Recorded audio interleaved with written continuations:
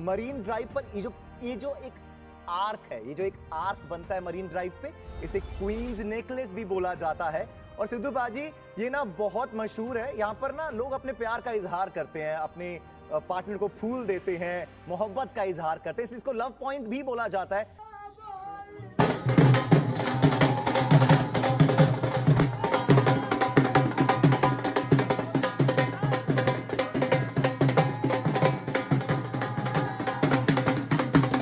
भारत के सपूत world champions की लैंड भारत में, इंडिया में लैंड कर गए एमिड हीरोइक्स वेलकम। वो नहीं था। इंडिया जो चाहता है वो कहता है कि हमारे पास हर वर्ल्ड कप हो, चैंपियन ट्रॉफी हमारे पास हो, T20 कोई भी ना जीते, बस हम आए और जीत के चले जाए। सर मतलब चैंपियन ट्रॉफी जो आने वाली है वो भी इंडिया कह रहा है मेरे पास हो। वो भी यही कह रहा है। वो तो सर तैयारी कर रहे होंगे ना। बहुत मुश्किल है, उन्होंने कोई ना कोई चक्कर डालना ना कि ये हमें। जय शाह ने टूर्नामेंट से ये पहले कहा था कि रोहित शर्मा आपको झंडा गाड़ता नजर आएगा, और झंडा गाड़ा उस बंदे ने। यानी कि ये पूरा पहले प्लान सेट कर लिया गया था कि इंडिया जीतेगा, रोहित शर्मा झंडा जो है वो गाड़ेगा और हम इस तरह जश्न मनाएंगे।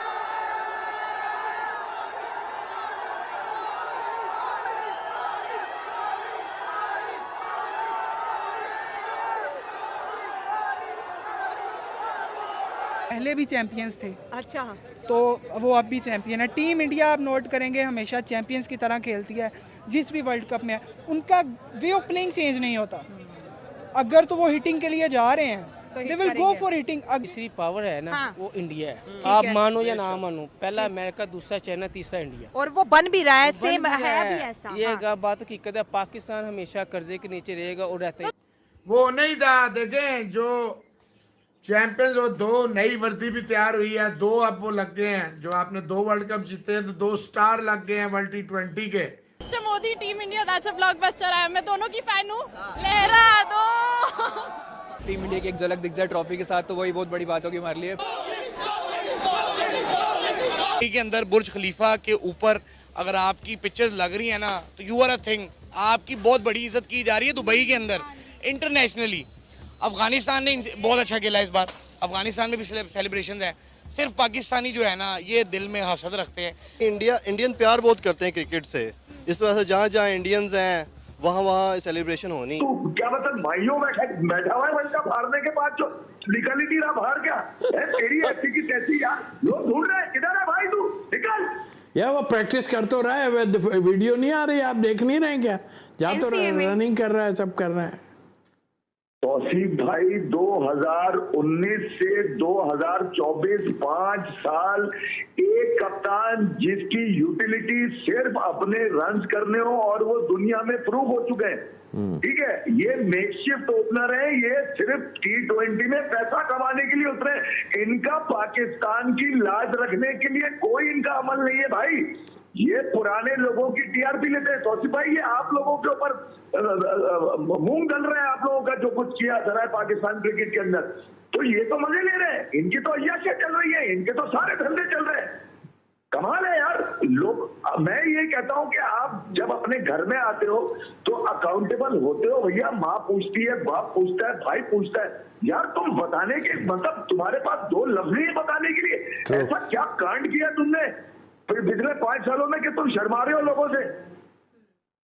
तो इफी भाई, आपके लिए कितना अनफॉर्चुनेट है ये जान के कि जो टॉप 10 की लिस्ट है उसमें कोई पाकिस्तानी बैटर नहीं है।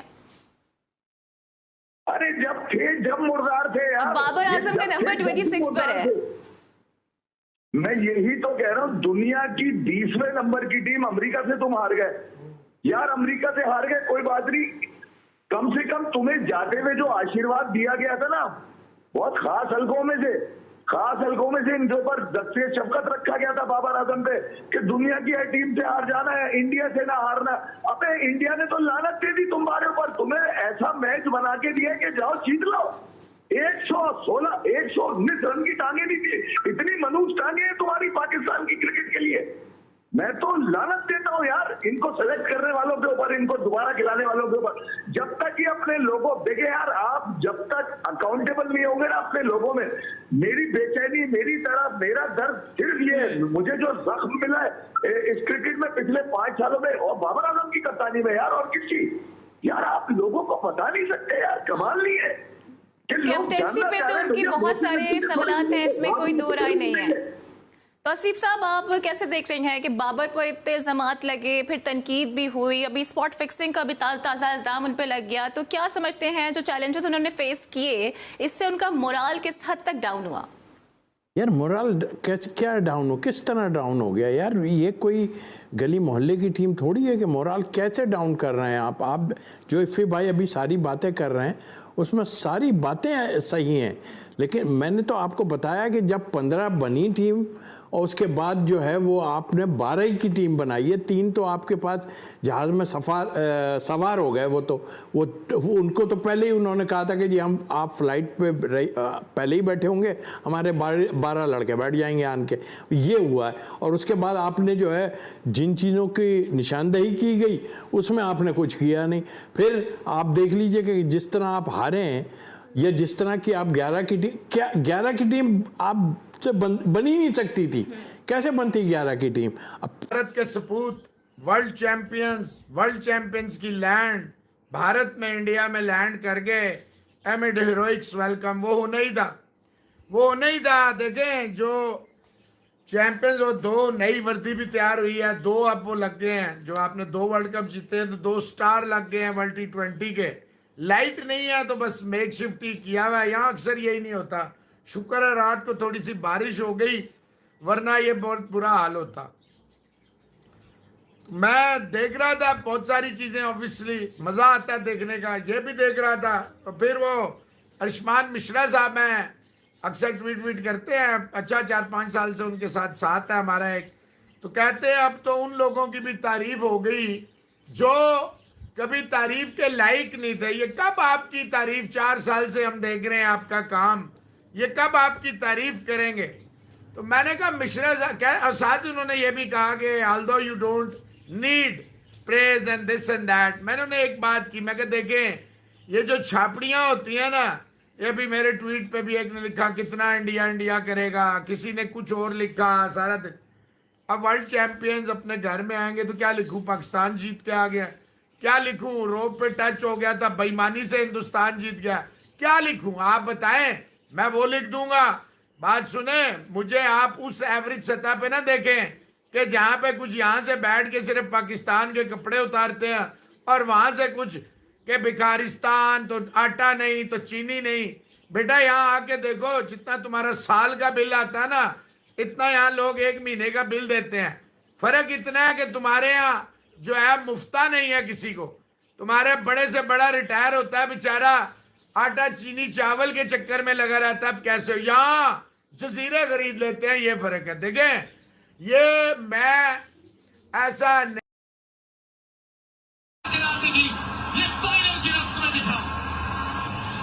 Keep it rolling, please. Keep it rolling. Yeah, foot's inside there. Keep it rolling. Thank you. Ready with my decision for the big screen. 29 जून की रात 10 बजे के करीब जब साउथ अफ्रीका को जीत के लिए 36 बॉल में 54 रन चाहिए थे, तब हर किसी को डर लग रहा था, क्योंकि T20 में तो ये रन आसानी से बन जाते हैं। लेकिन हल्की सी उम्मीद भी थी, हर किसी को लगा कि यही वक्त है कि बुमराह को बॉलिंग दी जाए। लेकिन कप्तान रोहित शर्मा की सोच थोड़ी अलग थी, तो रोहित ने अक्षर को बॉल दी। वो दिन अक्षर का ही था, लेकिन इस ओवर में भूल हो गई। इस ओवर में अक्षर ने 24 रन दे दिए।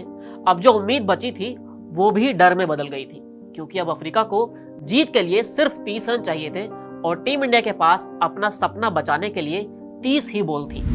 हेलो नमस्ते, क्रिकेट की कहानियों में आज उन्हीं 30 बॉल की कहानी सुनते हैं, जहां टीम इंडिया ने दुनिया को यह बता दिया कि वो सिर्फ अपनी बल्लेबाजी के दम पर नहीं, बल्कि बॉलिंग के दम पर भी चैंपियन बन सकती है।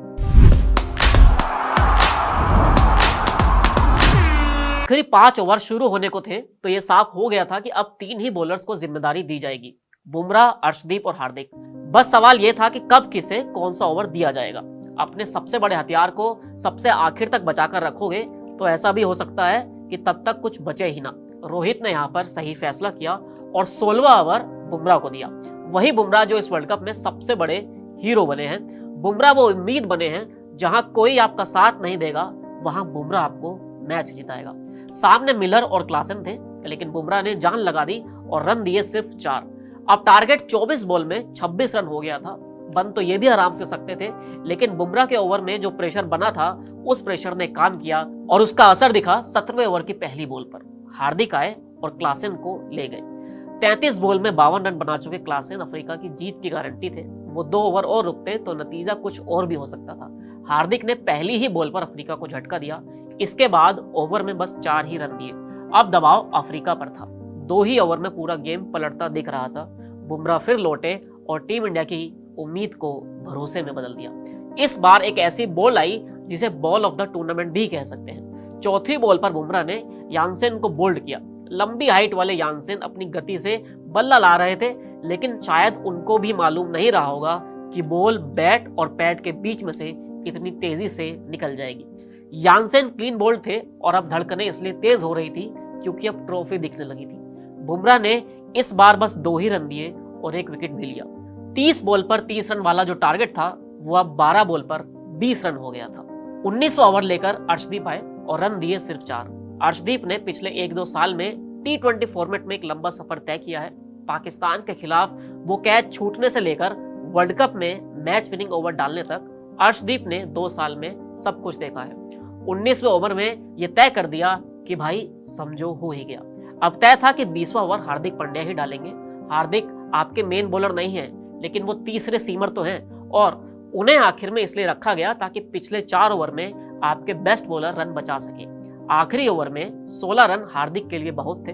हर किसी को उम्मीद थी। पहली बॉल पर डेविड मिलर ने हवा में शॉट मार दिया। बॉल सीधा बाउंड्री के पार जा रही थी, लेकिन बॉल और बाउंड्री के बीच में सूर्य कुमार यादव आ गए।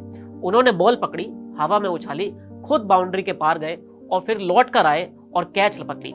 ये सब कुछ 1 सेकंड के भीतर हो गया था। Keep it rolling, please. Keep it rolling. Yeah, foot's inside there. Keep it rolling. Thank you. Ready with my decision for the big screen. Africa का वो बल्लेबाज आउट हुआ था जिसमें मैच जिताने का दम था। सूर्य कुमार यादव ने कैच नहीं वर्ल्ड कप पकड़ा था। ये 2007 के श्रीसंत के कैच, 1983 के कपिल देव के कैच वाली याद थी। अब तो बस ओवर खत्म होने का इंतजार था। हार्दिक ने रन रोक कर रखे। बल्लेबाजों को कुछ समझ नहीं आने दिया। जब आखिरी 2 बॉल पर 10 रन चाहिए थे, तब हार्दिक ने एक वाइड फेंकी। 5वीं बॉल पर एक और विकेट गिरा। भारत का वर्ल्ड कप तय हो गया था। आखिरी बॉल हवा में गई, लेकिन बाउंड्री के पार नहीं। इस बॉल के बाद जो हुआ वो हम सब ने देखा और अब तक महसूस कर रहे हैं। आंख में आंसू, चेहरे पर खुशी तब से लेकर अब तक है और न जाने कितने दिन ये जीत का खुमार बना रहेगा। लेकिन हमेशा याद रहेंगी तो ये 30 बॉल जहां से टीम इंडिया ने मैच को वापस बनाया और ट्रॉफी जीत ली। लोग कहते रह जाएंगे कि ये फिक्सिंग है, बीसीसीआई ने पैसा देकर वर्ल्ड कप खरीदा है, लेकिन सच तो यही है कि किसी टीम में ऐसा मादा था जो यहां से मैच जिता सकती थी, वो इस वक्त टीम इंडिया ही है। I'm really short of words, but all I just want to say is thank you to everyone for making me a part of what is an incredible memory.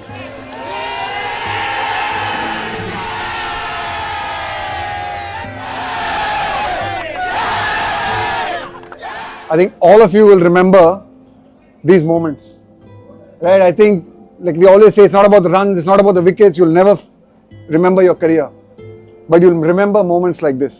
So let's really enjoy it. I could not be more prouder of you guys to come back the way you did, the way you fought, the way we worked as a team, the resilience. There's been some disappointments over the years where we've come close, we've never been able to cross the line.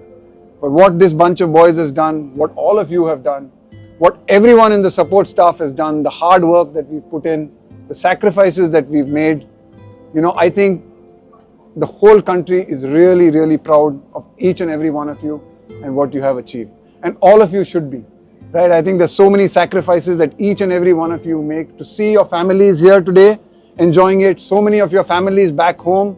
Just think about all the sacrifices each and every one of them has made since the time you were kids for you to be here in this dressing room today. Your parents, your wives, your children, your brothers, your coaches, so many people have made so many sacrifices and worked so hard with you for you to enjoy this memory in this moment, right? Really, really proud to have been a part of this memory with you guys.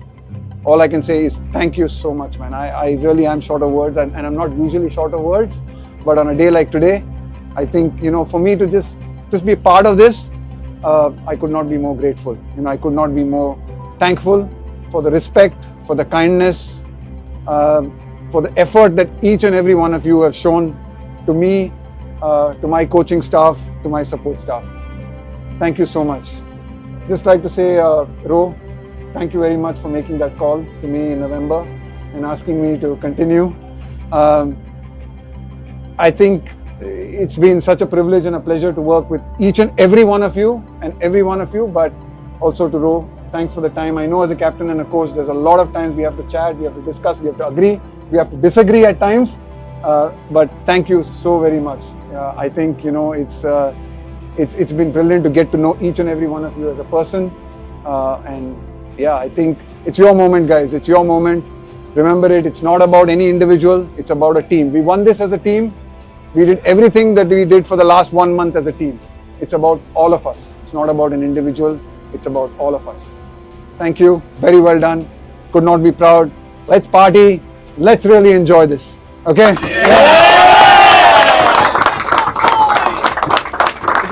Behind a great team, there's also a successful organization. I'd just like to acknowledge the work of the BCCI and the people behind the scenes for the work and stuff they've done for us. Each and every one of us comes through a system. Each and every one of us comes through an organization that gives us the opportunities to grow and play. So thank you very much. Well done.